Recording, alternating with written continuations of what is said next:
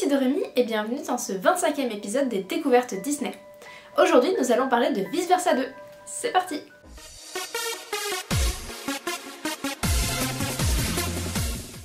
Cet épisode sera découpé exactement de la même manière que les 24 précédents, c'est-à-dire mon avis avant, un pitch du film sans spoiler évidemment, mon avis après toujours sans spoiler, et quelques anecdotes et infos que j'ai pu trouver.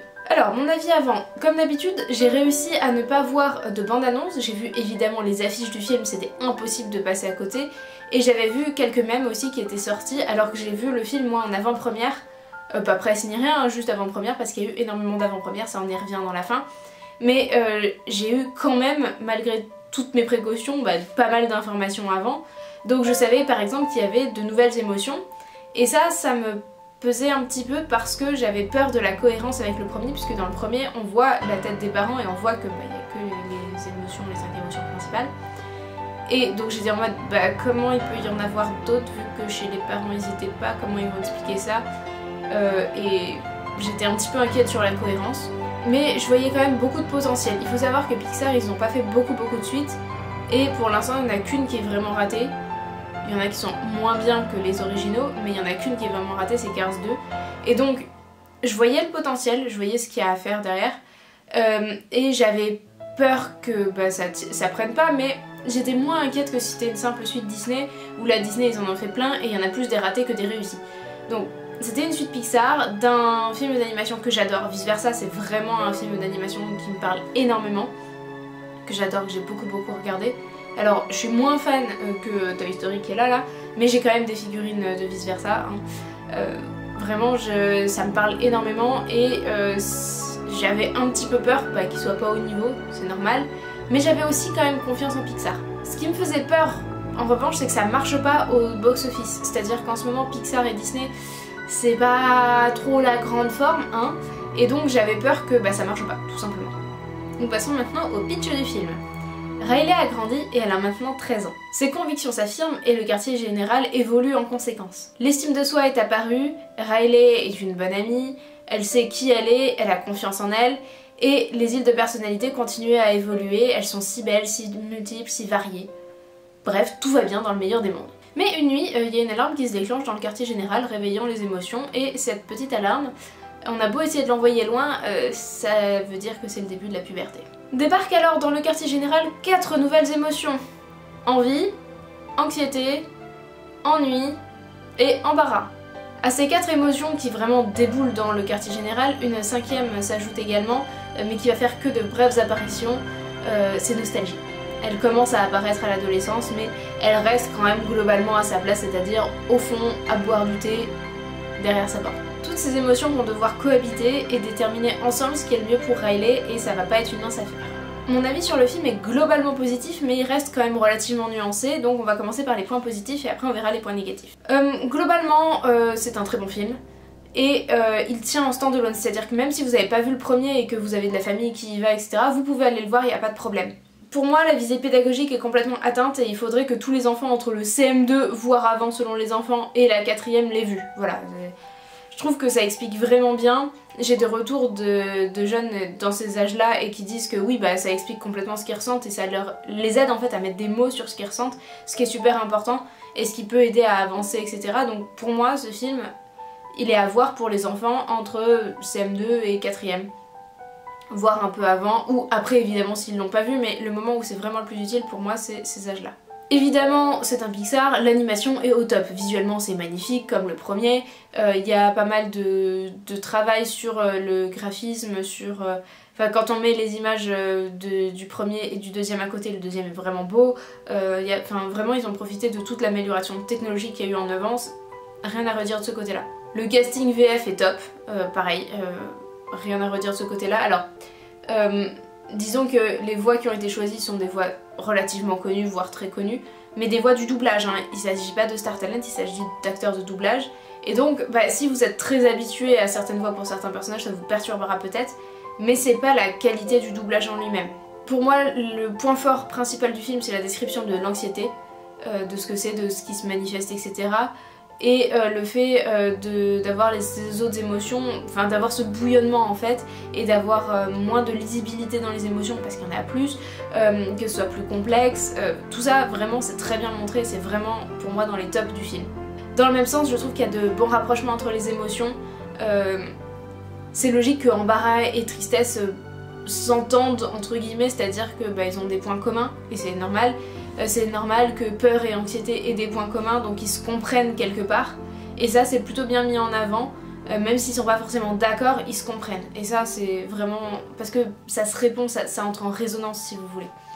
Et donc ça j'ai trouvé que c'était très bien fait aussi.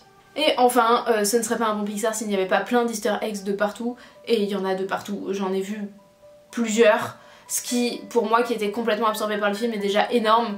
Faudrait que je le revoie, mais il y a des références à Toy Story, au monde de Ralph, il y a les classiques Pixar comme d'habitude, il y a des références au premier aussi un petit peu, avec la chanson des dents, il y a plein de petites choses qui reviennent comme ça et ça fait plaisir. Alors dans les points négatifs, la partie aventure, ce qui arrive dans la tête etc. et je trouve assez redondante avec le premier. Il y a beaucoup de choses qui se passent dans le film et qui font que comment dire, on aurait voulu aller plus loin dans chacune de ces choses mais c'est pas possible parce qu'il faut que le film tienne en 1h30 et donc j'ai trouvé qu'il y avait beaucoup de redondance dans l'aventure, dans le cerveau en fait, par rapport au premier et je trouvais ça dommage. De la même manière, j'ai trouvé que Joie était trop mise en avant, notamment dans cette partie aventure où elle n'est pas seule et où, alors certes c'est elle qui a le leadership parce que c'est elle qui domine dans la personnalité de Riley, on le sait depuis le 1, mais il y a des moments où on pourrait tous voir toutes les émotions et où on voit que Joie, typiquement, alors c'est pas du spoil mais ceux qui l'ont vu, le moment de la vague, vous allez voir ce que c'est, on voit que Joie. On n'a pas de plan sur les autres, alors qu'on pourrait totalement, ça changerait strictement rien à l'histoire et juste ça équilibrerait un petit peu, alors que là on suit que Joie et je trouve ça très dommage. J'ai trouvé que certains messages forts n'allaient pas jusqu'au bout. Il y a un message fort qui est que les échecs nous construisent et ça va pas jusqu'au bout.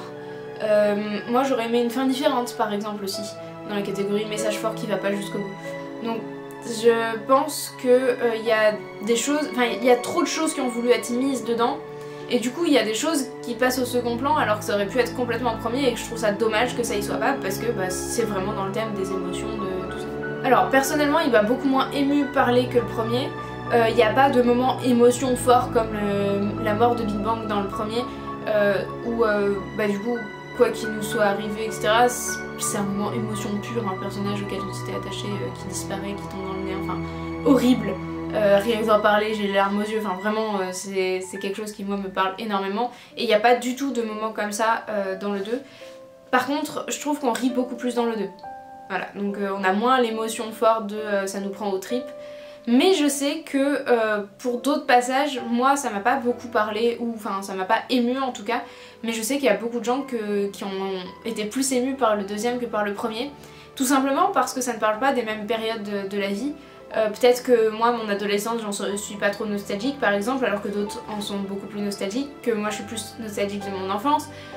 J'ai été beaucoup plus touchée par la thématique du déménagement, parce que j'ai été confrontée à ça à peu près aux âges de Riley, donc forcément moi ça me parlait beaucoup. Le fait de ressentir moins joie, d'avoir triste, vraiment la période où j'ai vu vice versa, ça me parlait énormément.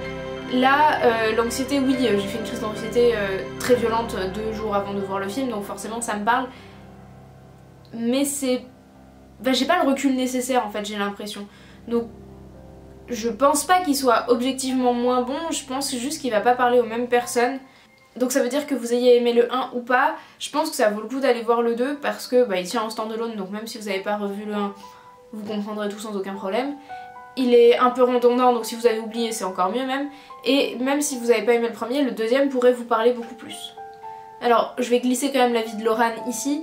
Il m'a dit qu'il avait bien aimé, que c'était un très bon Pixar, mais qu'il avait quand même préféré la bande-annonce de Vaiana 2. Voilà. Ça valait le coup de l'emmener au cinéma. Il y a un petit point que je voulais aborder aussi dans mon avis, c'est est-ce que je suis pour ou contre une suite. Alors je suis plutôt contre une suite en long métrage, parce que je pense qu'on a fait un peu le tour, mais après on sait jamais, si Pixar a un nouveau message à nous faire passer, pourquoi pas, hein. Mais je pense qu'avec Riley en tout cas, on a fait un peu le tour. Par contre une série, je pense que ça pourrait être vachement intéressant, et il se trouve qu'il y a une série qui vient d'être annoncée, qui va nous parler d'autres endroits de la mémoire, etc. qu'on a vu très brièvement dans l'un ou l'autre des deux films, mais qui n'ont pas été exploités à leur plein potentiel. Et donc ça va parler de ça. Moi je pense que ce qui serait vachement bien comme série, c'est une série sur les autres façons de penser, les neuroatypiques, les maladies mentales, etc. Et ça pourrait permettre déjà à des gens de se reconnaître, mais surtout à d'autres d'avoir une idée de ce qui se passe. Alors évidemment, ça serait générique. Chaque cas est différent, chaque cerveau est différent, même au sein d'une maladie, tout le monde est différent, j'entends bien. Mais il y a quand même des principes, des grands principes, et ça pourrait peut-être aider la communication en fait, tout simplement, entre les gens qui ont ces maladies ou ces différences, parce que c'est pas forcément une maladie non plus, et les gens qui sont entre guillemets, gros guillemets, hein, normaux, et ça pourrait peut-être aider à la communication tout simplement. Et aux enfants jeunes à comprendre ce qui leur arrive. Pour les anecdotes et infos, j'ai pas énormément de choses, mais quand même, en termes de démarrage au box-office, c'est le deuxième meilleur démarrage ever de Pixar, derrière Les Indestructibles 2. Et c'est le meilleur démarrage de l'année, devant Dune 2, et c'est même un meilleur démarrage que La Reine des Neiges 2. Donc ça vous donne une idée d'à quel point ça marche. Les commentaires sont globalement très positifs, même s'il y a de la nuance comme ce que par exemple je viens de vous proposer, moi mon avis reste globalement positif, hein, qu'on soit bien d'accord. Pour moi il y a une explication un petit peu à ce phénomène, c'est que bon c'est une suite donc les gens avaient adoré le premier, ils vont voir le deuxième, logique, jusque là tout va bien, mais il y a eu beaucoup d'avant-premières, en tout cas en France il y a eu énormément d'avant-premières. Moi je sais que j'ai eu le choix entre 4 horaires sur le même cinéma, d'habitude c'est un horaire et c'est tout. Là j'avais 4 horaires possibles et plusieurs cinémas alentours qui faisaient des avant-premières, donc vraiment il y a eu beaucoup d'avant-premières en France. Aux États-Unis je sais pas exactement. Il y a eu aussi beaucoup plus de communication, ça fait très longtemps que je vois passer les affiches, que je les vois régulièrement, même sans les chercher, parce qu'encore une fois je cherche à me spoil le moins possible. J'ai vu des mèmes passer, enfin j'ai vu énormément de choses passer, ce qui n'est pas le cas de ce que je vois d'habitude, donc je pense qu'il y a eu plus de communication aussi. J'ai vu passer des affiches sur les bus, etc., chose que je ne voyais plus sur les derniers Disney Pixar. Et je pense que la pub joue beaucoup sur est-ce que les gens vont aller voir le film ou pas, forcément. Si on n'en a pas entendu parler, ça va être compliqué d'y aller.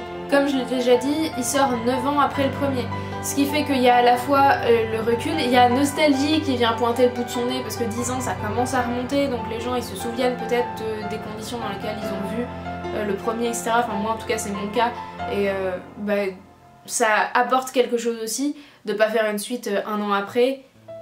Les gens viennent plus facilement, j'ai l'impression, ils se sont pas lassés, etc. Surtout que là c'est un 2 et pas un 36.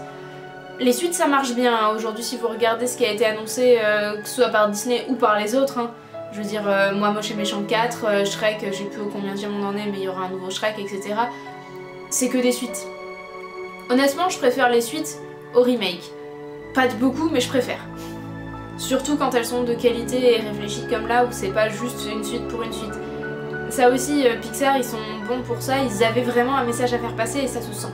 Et ensuite j'ai quelques anecdotes de doublage, donc déjà on retrouve des voix connues comme je vous l'ai dit, donc on a par exemple Dorothée Pousseau qui fait Anxiété, ça lui va plutôt bien et j'ai été agréablement surprise. Je sais qu'il y a des gens pour qui ça a posé problème, mais moi je n'entendais pas Vanellope, alors je l'ai reconnue tout de suite, hein, Dorothée Pousseau, mais je trouve qu'elle a réussi à donner des intonations qui sont suffisamment différentes de Vanellope et j'ai réussi à ne pas mélanger les deux personnages dans ma tête, et moi ça m'a posé aucun problème. Attention cependant, je sais qu'à d'autres personnes ça va poser problème. Et dernière petite anecdote, pour la VO cette fois, donc version originale en anglais, nous avons une française au casting. Il s'agit d'Adèle Exarchopoulos, et donc c'est une voix française qui parle en anglais, hein, on est bien d'accord, et qui fait la voix d'Ennui en VO, et il se trouve que elle a gardé son rôle d'Ennui en VF, donc nous avons le même acteur, ou en tout cas la même actrice en l'occurrence, de doublage sur Ennui qu'en VO, et je trouve ça vraiment chouette. Et j'aimerais bien comparer les deux en fait pour voir si elles jouent pareil ou si les langues étant différentes elles jouent différemment. Je serais très curieuse quand il sera sur Disney+ d'aller voir et en VO et en VF pour pouvoir comparer. Mais en tout cas on peut pas dire que là il faut pas aller le voir en VF parce que c'est la même actrice et donc a priori elle a les mêmes informations pour le doublage et peut-être qu'elle a pu aider aussi ses comparses sur le doublage, ça change de rien, j'extrapole. Et vous, avez-vous vu Vice Versa 2? Comptez-vous aller le voir? Dites-moi tout ça dans les commentaires et je vous dis à très bientôt pour une prochaine vidéo. Des bisous!